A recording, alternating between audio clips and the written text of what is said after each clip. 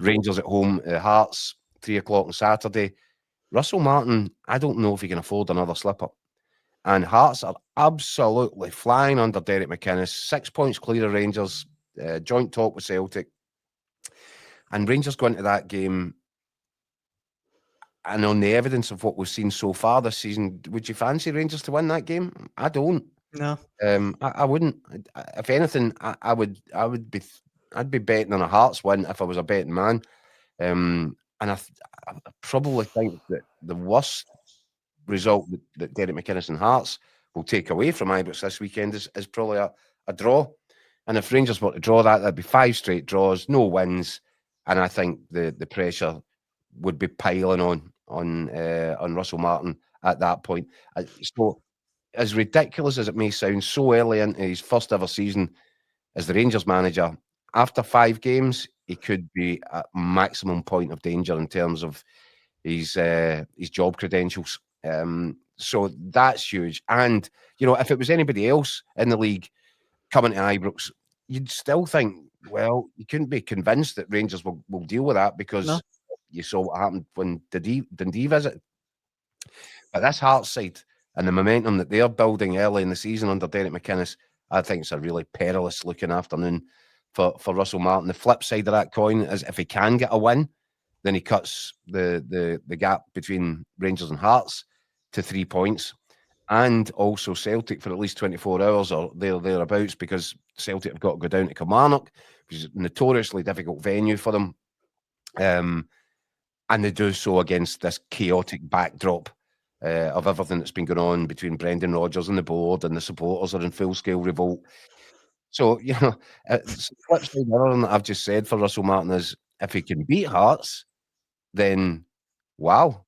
All of a sudden, that's eating into the gap between him and Derek McInnes, first and foremost, but secondly, really putting a bit of pressure on to Celtic at a moment in time when they're at war internally.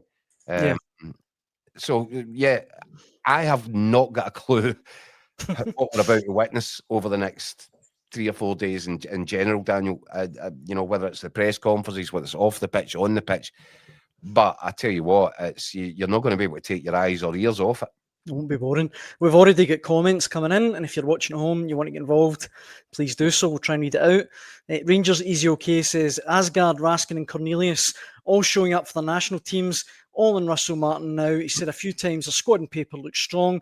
Have to beat the 2 capital clubs over the next couple of weeks. Otherwise, time is up. Russell, this one as well, which thought Stephen saying Nuno to replace Russell Martin, which obviously reference to the Nottingham Forest manager who has been replaced by Ange Postecoglou yesterday. Mo says McInnes will be offered this job at half-time. A lot of people... Just switch dressing rooms at the break. He's manager of the month, as you can see for that image as well. Yeah. John says a draw in Rangers v Hearts at Celtic. Chris is backing a Hearts win. But David thinks Hearts will roll over 3-0 to Rangers, and Mark is in the same thought. He says Hearts will Hibs it. Well, we're on. Everybody's free to speculate and make their own predictions, as I have just done, so everybody else can. I think Rangers will have to have a really significant uptick in the levels of form if they're to come away with 3 points from that game. Nothing that you've seen thus far would lead you to believe that that's likely to happen. Now, I don't know what's been said during the international break. I don't know where Russell Martin's head's at. I don't think it was in a particularly great place going into the international break. But what he did say, Daniel, was, he was looking forward to the end of the transfer window just so they can have a bit of clarity and take away all the confusion and all the, is he going? Is he staying? Who are you going to get as a replacement if that one goes or this one goes? All that stuff has now been removed, and it should give Rangers a platform to kind of go again, to start over again, almost relaunch the season. So can they take it? What's happened? What have the conversations been like over the last 2 weeks? Where's Russell Martin's at? Where's his head at in terms of style over substance? Is he prepared to change his outlook on that, or does he die in that hill all over again? Because come what may, come the final whistle at Ibrox on Saturday, if he hasn't got a win, then he's in serious trouble. And is he prepared to sacrifice how he thinks the game should look in order to get the result? Because Rangers fans will take quite happily, I think, a kind of a grinding performance against Hearts. Nothing spectacular, nothing too fancy, so long as they get the result. And by result, I mean win. Mm-hmm. And I think I can say this quite safely. I'm not sure there are Rangers fans out there that would be happy to take a draw so long as it looked nice. No, Um, not at so, home. so that's where we're at. So early in the season, incredible, and so much, still to be cleared up. The dust is settled at Rangers in terms of the transfer dealings. The dust hasn't settled at Celtic yet. Yeah. That's still a very foggy, confusing picture. And again, we'll get a better idea for what damage has been done during the course of the next few days. It's such a huge weekend so early in the season. It's only in Scottish football. We've had plenty of comments coming in already about Brendan Rodgers and Celtic. We will get to them, but just while we're talking about Rangers, GM in the comments says, "Is there any truth to rumours that if Martin is sacked, Thelwell will resign?" And obviously, who knows? You have mad rumours in Glasgow all the time. But I put that up, Keith, because huge for Russell Martin in his career, but also for Kevin Thelwell. Really, I mean, and yeah, Charmiti's debut as well. That's an interesting question, isn't it? Mm-hmm. Because I think the presupposition to that one would be, Thelwell's actually handing out a threat that he's saying, "Oh, well, if you sack my man, then you'll need to, I'll be going too." I'm not sure that Kevin Thelwell is on safe enough ground to be throwing down threats to anybody right now.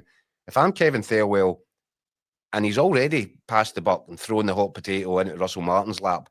He did that interview. You could quite clearly tell he didn't want to do it, but he felt the heat was on him and he felt he had to speak up. And when he spoke up, he basically pinned it all on Russell Martin, said he'll need to do better. Yeah. Well, Kevin Thelwell needs to do better. And he's in no position, by the way. This has been a really highly unimpressive start to his tenure as sporting director at Rangers. He's in no position to start throwing threats around. In fact, if I'm Andrew Kavanagh and I think, well, I could get a twofer here. If I could get rid of the manager and Thelwell, then that actually might be. And remember what I've said, Daniel, for a long, long time now, and I know it gets boring, but I always said it was likely to get worse before it gets better. I'm not sure that Kevin Thelwell has done, well, in fact, I was going to say I'm not sure he's done enough. He hasn't done enough and nowhere near enough. And everything that he has done has looked sketchy in terms of the profile of the players that he's been determined to bring in terms of the arrogant streak that seems to be attached to it, in terms of if you've played in England for 2 minutes at any level, you come up here and walk it. The original appointment of Russell Martin. Kevin Thelwell is right under the cosh already, never mind Russell Martin. Mm-hmm. There was a feeling, and I certainly had it before the international break, that Russell Martin's almost as good as a goner now. The question is, can Thelwell survive? And if you do decide at whatever point this early in the season to make a call on the manager, do you entrust Kevin Thelwell with the portfolio to then go and appoint the next guy? I'm not sure that you can. I think Kevin Thelwell's been singularly unimpressive thus far. It's early days, but I'm not sure that he really gets it.